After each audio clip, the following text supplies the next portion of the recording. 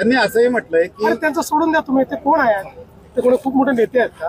नेहमीचा विषय संजय राऊतांनी जे पुस्तक लिहिलंय ते म्हटले की मी 100% सत्य लिहिलेले आहे आणि अजूनही मी लिहिणार होतो पण त्यामुळे धमाका झाला असं आहे. मी कादंबऱ्या वाचणं कधीच सोडलेलं आहे. कथा कादंबऱ्या आणि बालवाङ्मय वाचायचं माझं वय राहिलेलं नाही, त्याच्यामुळे असल्या गोष्टी मी वाचत नाही. त्यांनी असंही म्हटलंय की त्यांचं सोडून द्या तुम्ही, ते कोण आहे? ते कोणी खूप मोठे नेते आहेत का?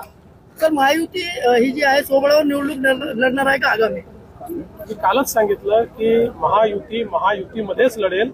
अपवादात्मक स्थितीत आम्ही वेगवेगळे लढलो तरी सामंजस्याने वेगळे लढू.